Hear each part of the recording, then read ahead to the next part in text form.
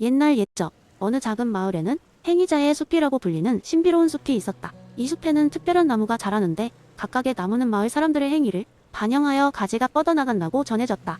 예를 들어 친절한 행동을 많이 한 사람이 있을 경우 그의 나무는 푸르고 튼튼하게 자랐지만 부정직한 행동을 일삼는 사람의 나무는 이상한 방향으로 얽혀버리고 말았다. 마을 사람들은 이 숲을 신성하게 여기며 자신의 나무가 아름답게 자라기를 바랐다. 하지만 이 숲에는 하나의 의문의 전설이 있었다.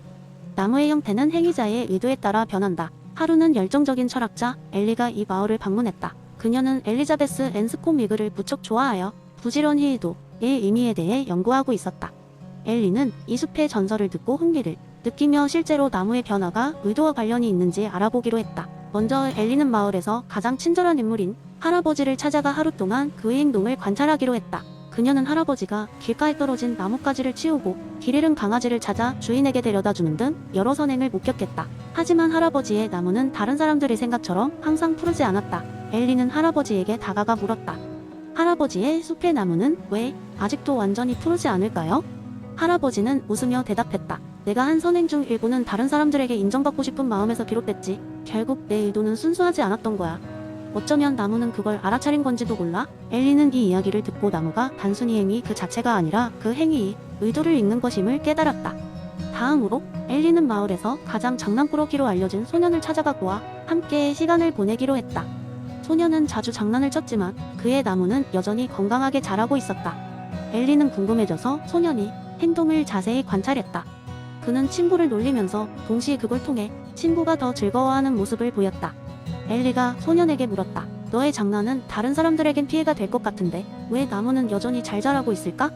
소년은 웃음을 띠며 대답했다. 내가 친구에게 장난을 칠 때는 그냥 웃기 위해서고 서로 즐거움을 나누기 위해서야. 그 친구도 나의 의도를 이해하고 웃어주니까 나무가 잘 자라는 게 아닐까? 엘리는 다시 한번 놀랐다. 결국 행위자가 어떤 의도를 가지고 있는지가 그 행위의 윤리적 평가에 결정적인 역할을 한다는 것을 깨닫게 되었다. 시간이 흐르면서 엘리는 이러한 깨달음을 바탕으로 마을 사람들에게 의도의 중요성을 전파했다. 마을 사람들은 더 이상 겉으로 드러나는 행동만을 보고 판단하지 않게 되었고 그들의 숲은 더욱 아름답고 조화롭게 성장했다. 이처럼 벤스콤이 강조한 의도의 중요성을 숲의 전설을 통해 이해한 엘리는 사람들이 더 깊이 있는 윤리적 사고를 하도록 영감을 주었고 그로 인해 마을은 더 나은 공동체로 거듭나게 되었다. 두 번째 이야기 버나드 윌리엄스의 도덕 행운 모럴 럭 개념을 설명하면서 발생했던 한 재미있는 에피소드를 들려드리겠습니다. 이 이야기는 제 친구 찰리와 그의 일상 속에서 벌어진 사건에 관한 것입니다. 찰리는 항상 새로운 철학적 개념에 흥미를 느끼는 친구로 시간이 날 때마다 철학적 담론을 일상에 적용하려 노력했습니다. 어느 날 저녁 우리는 함께 저녁 식사를 하고 있었습니다. 그날의 대화 주제는 버나드 윌리엄스의 도덕 행운이었습니다. 찰리는 이 개념이 얼마나 인간의 도덕적 판단을 복잡하게 만드는지를 흥미롭게 설명하며 그 속에 숨은 아이러니를 강조했습니다. 그날 밤 찰리는 집에 돌아가는 길에 두 갈래길이 나오는 골목을 지나야 했습니다. 한쪽 길은 험하고 어두웠지만 더 빠른 지름길이었고 다른 쪽은 안전하지만 돌아가는 길이었습니다. 찰리는 평소에도 여러 번 그 지름길을 이용했기에 별다른 고민 없이 험한 길을 택했습니다. 그런데 불행히도 그날 밤 그 길에는 최근 강도가 빈번하다는 소문이 사실로 드러났습니다. 찰리는 잠깐 방심한 사이 작은 범죄자와 마주쳤습니다. 다행히 큰 사고 없이 도망칠 수 있었고 무사히 집에 도착했습니다. 다음 날이 되자 찰리는 전날의 일을 친구들에게 이야기하기 시작했습니다. 그는 그 상황에서 도덕 행운의 개념을 떠올렸습니다. 내가 그 길을 택한 건 평소와 다를 바 없었고 나쁜 의도도 없었어. 하지만 만약 강도에게서 도망치지 못했다면 내 판단에 대해 모두가 비난했겠지? 그는 자신의 의도와는 무관하게 결과에 따라 도덕적 평가가 달라질 수 있는 점에서 도덕 행운의 탁월한 사례를 찾았던 것입니다. 반면에 우리 공통 친구인 사라는 똑같이 그날 밤 지름길로 가려고 했지만 갑자기 걸려온 전화에 잠시 멈춰섰습니다. 그 전화를 통해 사라는 돌아가는 길을 선택했고 큰 사건 없이 집에 도착했습니다. 사라의 경우에는 우연히 걸려온 전화 덕분에 안전한 선택을 한 셈이었습니다. 이 사건은 우리 모두에게 도덕, 행운이라는 개념을 더욱 생생하게 이해하도록 도와주었습니다. 도덕 행운은 우리의 판단과 결정을 외부에 통제할 수 없는 요인이 어떻게 바꿀 수 있는지를 보여줍니다. 찰리와 사라의 경우 동일한 의도로 각자의 행동을 선택했으나 결과의 차이로 인해 사람들의 평가도 달라질 수 있었습니다. 이처럼 돌이켜보면 우리는 매일 수많은 도덕 행운 속에서 어떻게 평가될지 모르는 채 살아가고 있는 것이 아닌가 생각하게 되었습니다. 찰리는 이 경험을 통해 도덕적 판단의 복잡성을 몸소 느끼게 되었고 이 이야기를 통해 많은 사람들에게 도덕 행운의 아이러니와 경각심을 전할 수 있었습니다. 그는 때로는 우리의 의지와 상관없이 외부 요인에 의해 평가가 달라질 수 있음을, 그리고 그러한 평가에 비한 비성을 인정할 필요가 있다는 점을 많은 이들에게 이야기하곤 했습니다.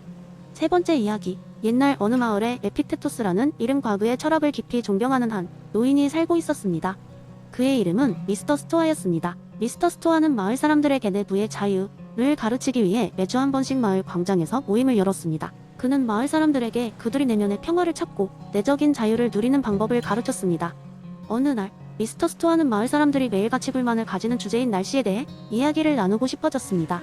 그날 모임에서는 비가 억수같이 내리고 있었고 마을 사람들은 하나같이 축축한 옷을 입고 별로 기분이 좋아 보이지 않았습니다. 미스터 스토아는 그들에게 이렇게 이야기했습니다. 여러분, 오늘 날씨가 우리에게 우울함을 주고 있는 것 같군요. 하지만 우리의 마음까지 적게 할 수는 없습니다. 제가 아는 한 농부의 이야기를 들려드리겠습니다. 그는 이야기를 시작했습니다. 옛날 어느 시골 마을에 레오라는 농부가 있었습니다. 레오는 천성이 낙관적인 사람이었습니다. 하지만 그의 친구들은 항상 날씨에 대해 불평을 늘어놓았지요. 비가 오는 날이면 너무 젖어서 싫다고 불평했고, 해가 쨍쨍한 날이면 땅이 너무 메마르다고 투덜거렸습니다.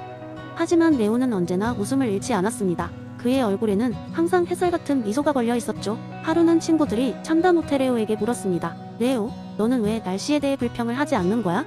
우리는 이런 날씨라면 일을 할 수가 없어. 그런데 너는 어떻게 항상 행복해 보일 수 있는 거지? 레오는 빙그레 웃으며 답했습니다. 나는 날씨를 통제할 수 없다는 걸 잘 알고 있어. 하지만 내 마음속 기분은 내가 만들 수 있지. 비가 오면 빗소리를 들으며 일할 수 있어서 좋고, 해가 나오면 따뜻한 햇살 아래서 땀 흘리며 일할 수 있어서 좋지.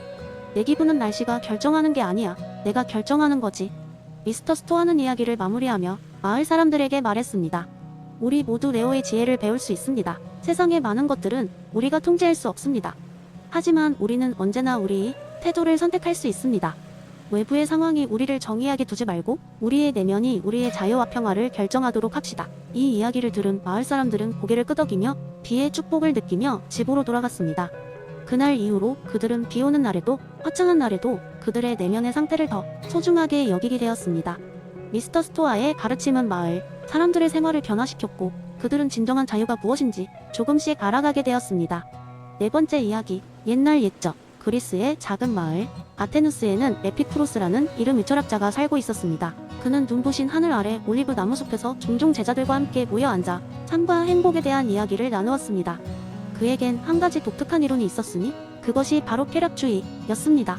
하지만 그가 말한 쾌락이 단순한 쾌락과는 다르다는 것을 들어본 사람이라면 누구나 알 수 있었습니다. 에피쿠로스는 사람들에게 지속적인 쾌락이 아닌 보통의 부재, 즉 아타락시아에 이를 것을 권장했습니다. 그의 이야기를 들은 마을 사람들은 삶이 여러 복잡한 측면을 제고하게 되었습니다. 그러던 어느 날 마을의 젊은 제빵사 아가페가 에피쿠로스를 찾아왔습니다. 아가페는 언제나 새로운 빵 레시피를 개발하며 마을 사람들에게 맛있는 음식을 제공하는 것을 마음의 쾌락으로 삼고 있었습니다. 하지만 그는 최근에 다른 마을의 제빵사와 경쟁이 심해지면서 밤잠을 설치고 있었습니다. 그가 만든 빵이 더 이상 최고가 아니라는 불안감이 그를 괴롭히고 있었습니다. 그는 에피쿠로스에게 어떻게 하면 마음이 평온을 찾을 수 있을지 물었습니다. 에피쿠로스는 미소 지으며 아가페를 올리브 나무 아래로 안내했습니다. 친애하는 아가페, 그가 말했습니다. 너의 고민을 이해하지만 진정한 행복은 내가 만드는 빵이 명성에 달려있는 것이 아니다.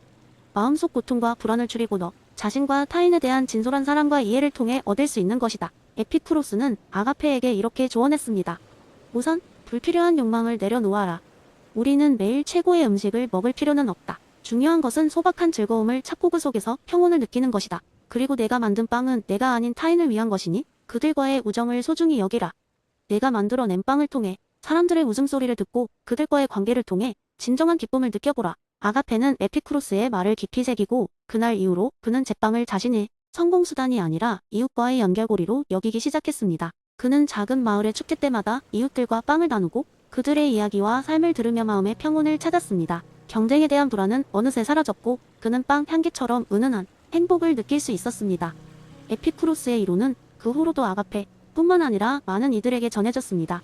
사람들은 물질적 욕망에 치우치기보다 단순한 삶의 즐거움 속에서 평온을 찾으려 노력했습니다. 그렇게 삶의 작은 것에서 마음의 평화를 찾은 사람들은 진정한 쾌락주의자의 길을 걷게 되었습니다.